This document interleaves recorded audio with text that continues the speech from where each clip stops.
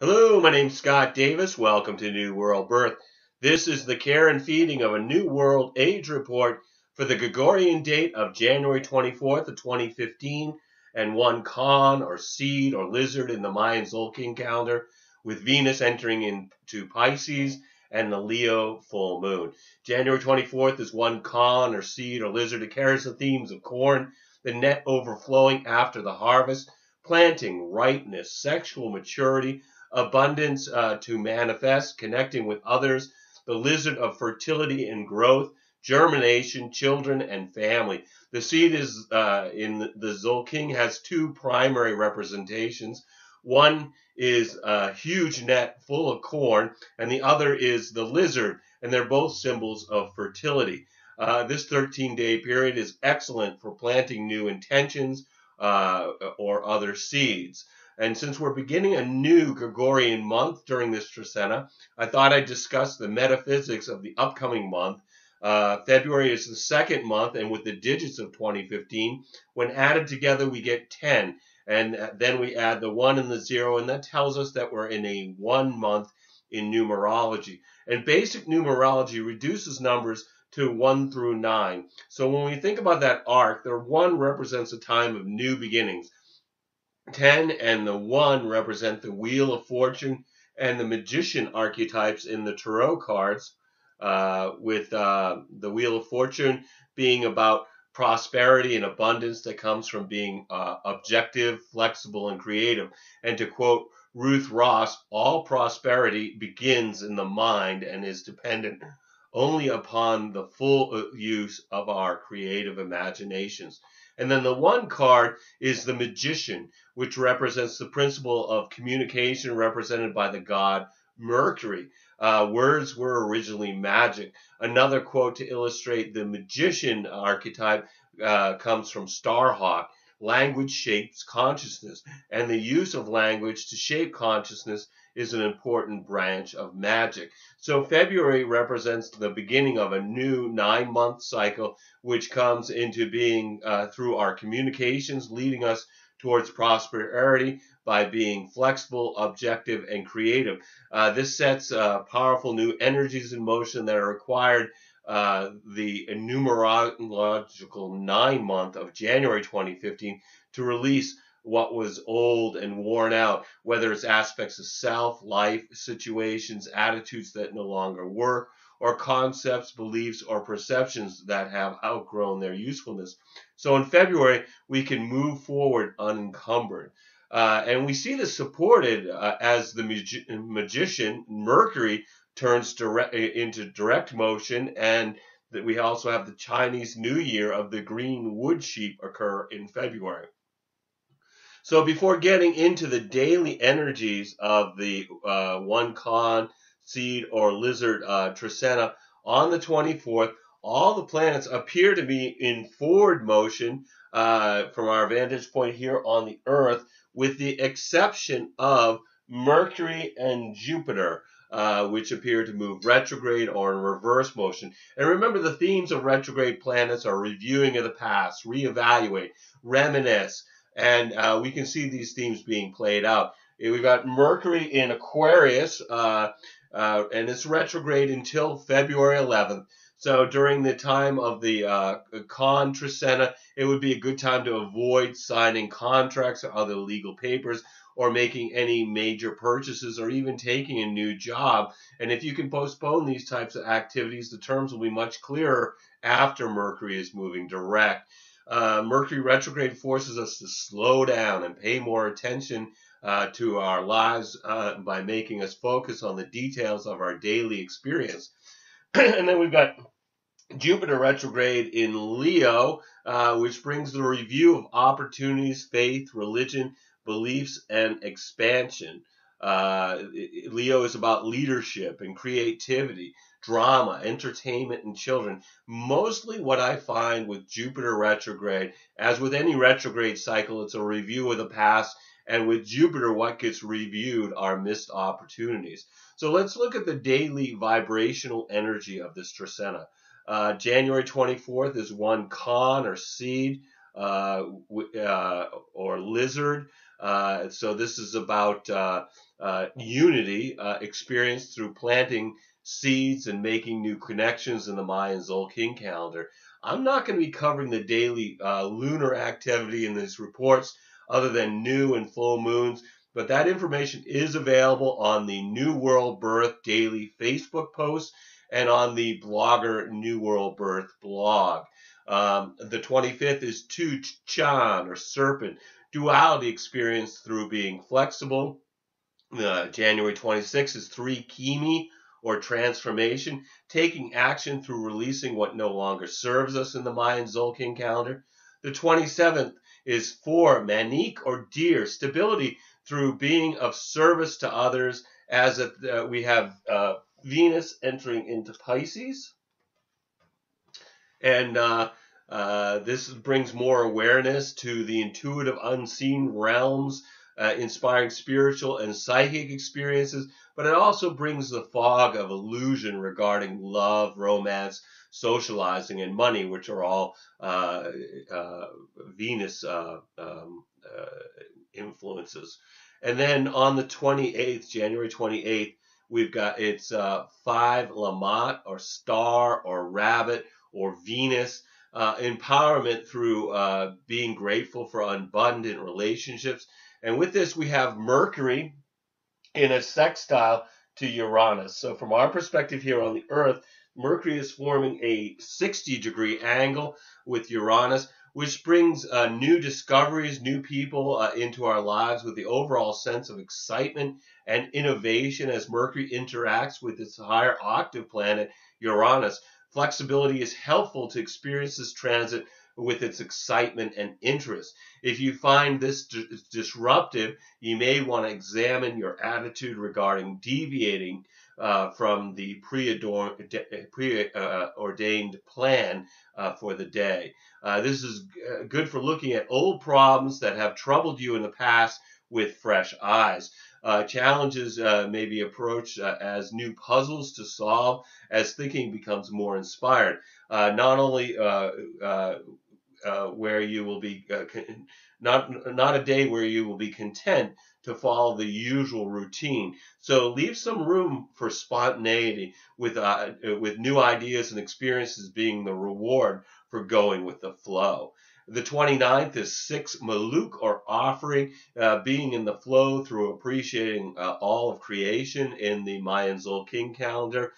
January 30th is 7 Ak, or dog, which is about reflection through enjoying family and friends. And at this point, we've got Venus in a square to Saturn. So from our perspective here on Earth, Venus is forming a 90-degree angle with Saturn, and which can be a day of having difficulty relating to others, feeling cool, reserved, isolated. Many will be reevaluating what they're getting out of their relationships as compared to what they're putting in. And if you feel loneliness or depression on the 30th, just realize that this too shall pass. Also on the 30th, we've got Mars in a sextile to Pluto. So from our perspective here on Earth, Mars is forming a 60-degree angle with Pluto, and which brings energy for reconstruction of our inner world, with a harmonic connection between the traditional and modern rulers of Scorpio, and an alignment between planet octaves. Mars representing our desire and personal will, and Pluto is the transient will of the universe, transcendent will of the universe, and the empowering of the authentic self. A sextile between Pluto and Mars is good for making changes in our lives to become more effective in changing the world around us. This stimulates people's ambitions without others feeling threatened. With Pluto involved, the Martian ego gets sublimated so that our efforts should be for the greater good, or we will sow the seeds of our own self-undoing. This may affect our plans as unforeseen changes are made that bring improvement over an original plan. It's great energy for working with groups and moving towards a joint goal. And also on the 30th, the Sun conjuncts retrograde Mercury. So from our perspective here on the Earth, the Sun and Mercury are exactly the same degree of Aquarius. And when I think about the Sun conjunct Mercury, it reminds me that prior to turning retrograde, Mercury appears to be way out in front of the Sun, and then it retrogrades back to conjoin the Sun, and then it falls behind the Sun. And prior to mechanized warfare, generals would send their cavalry ahead of the infantry to scout the enemy's locations, find possible resources, as well as the lay of the land, to move troops with maximum efficiency, safety, and to their strategic advantage. And when I think about Mercury stretching out in front of the Sun as gathering intelligence to report back to our consciousness during this conjunction with the Sun, and I'm going to be using these two markers to sort of demonstrate how this might work out. So we're going to start out by thinking about Mercury as being the black marker and the Sun as being the red marker. So as I think about Mercury, and it's starting to stretch out in front of the Sun as it's moving forward at a much faster pace, and then we feel tension. You can see that represented by the rubber band, and then this is a time when it's easier to become overwhelmed by the increase of new information that seems to have no place to be deposited. This can increase our anxiety and our sense of losing control.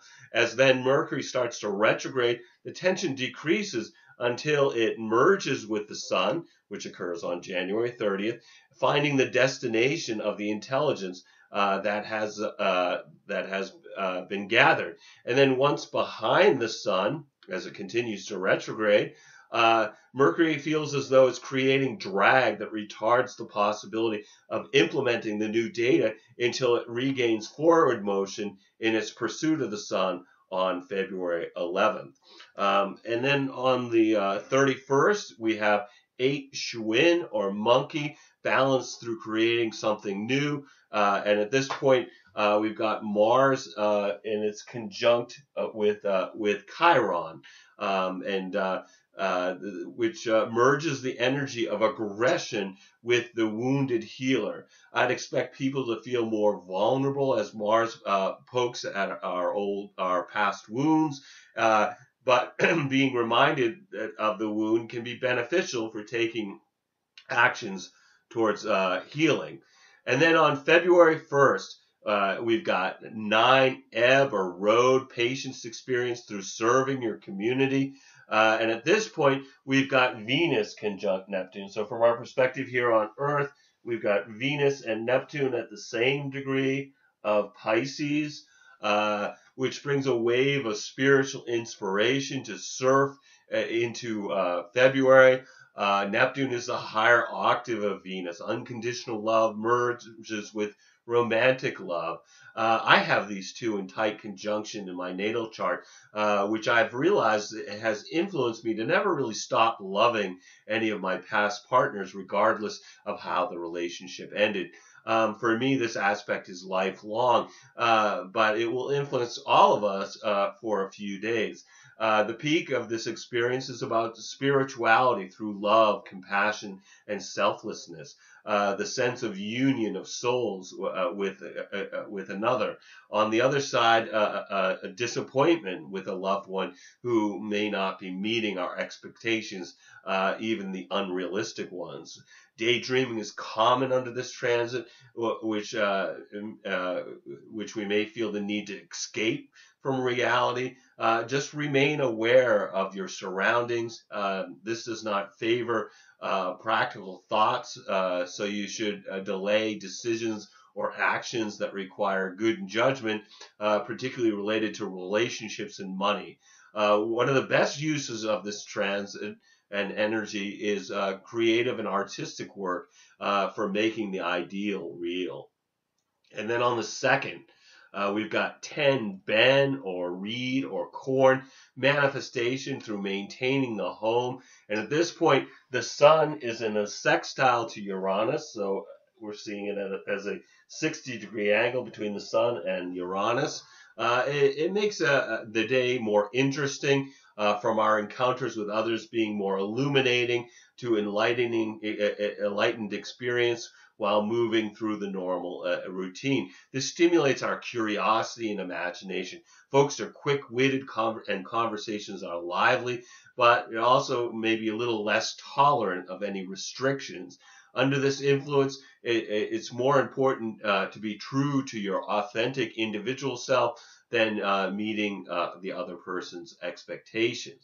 And then on February 3rd, we have 11 Ish or Jaguar, resolution through enjoying nature. When we have the Leo full moon, with the moon at 14 degrees, 48 minutes, Leo opposed by the sun and Mercury, supported by Uranus, and merging with Jupiter. This is about finding balance between our social consciousness, the sun in Aquarius, and being happy, creative, and having fun, the moon in Leo, with Mercury bringing some folks a real conflict between feelings and reason, and others having fruitful expressions of their deeper awareness, either internally or with another. Uranus influence brings the impulse to engage in activities that make us feel more alive. And Jupiter brings good feelings and generosity towards others. The fourth is 12 men or eagle, understanding through seeing from a higher perspective in the Mayan Zolkin calendar. And then February 5th is 13 Kib or wisdom, movement to the next stage through introspection, meditation, and forgiveness. Well, Mercury is in a sextile to Saturn. So, and this is the second occurrence of this. So Mercury is forming a 60-degree angle to Saturn, Mercury retrograde. So there'll, of course, be one more Mercury sextile Saturn when Mercury's moving a direct again, which is great for constructive criticism that comes from being able to see what can be improved in our surrounding environment. We're very conscious of our flaws, everyone's flaws, but including our own, so we can use our critical eye to look at what should be changed to bring improvement. This can be very serious in its pursuit of betterment. Make sure that you're honoring what is positive so that you don't get overwhelmed by the many imperfections that are in view with this transit. Older people may serve as teachers or mentors at this time. This is nice energy for working carefully on any mental task from a place of concentration and precision, whereas activities that require a great scope of vision may be more difficult. This is about the details rather than the overall pattern. So we may have difficulty actually seeing the forest because we're really just seeing just the trees. So no matter what energies are affecting you during the one seed Trecena, take some time to be in the flow of the planet by being in nature, watching a sunrise or a sunset, communing with the stars. I'm planning on getting out there to look at Comet Lovejoy, which is very close to the Pleiades constellation during this time period. But also we can be conscious by being in the moment through introspection, meditation, or being with somebody you love. Every day we have really is a blessing, no matter what the dramas that beckon to distract us. We're all here just giving the performance of a lifetime on this world stage. So just take some time to observe the play as well as act your part by remembering you're a spiritual being that's having a human experience.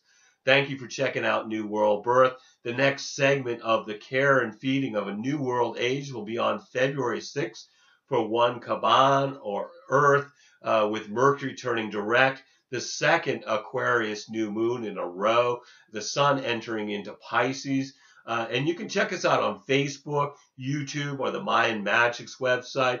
And I encourage you to share this information as videos or as text as widely as you choose. And as always, I invite you to contact me at newworldbirth@yahoo.com if you have any questions or wish to schedule a reading. And I am providing readings and wish to make this service available to the greatest amount of folks. So I've created 3 options with 3 levels of compensation. And if you've been thinking about getting a reading, please contact me. I would love to provide you a reading during these uncertain times. You'll need to be able to either call me in Maine in the USA, or we can connect with over Skype to receive your reading. As always, we're accepting donations to help keep these reports freely available. If you're interested in making a donation, again, just contact me at newworldbirth@yahoo.com. As always, I am blessed that you've taken the time to connect with my passion for all these ancient mysteries and their application on our journey during this incarnation. The light in me honors the light in you. Namaste, in Lakesh, and look forward to connecting with you in the future, either in a reading or in a future video. Whatever it is, thank you. I truly am honored by your attention to my offering. Peace.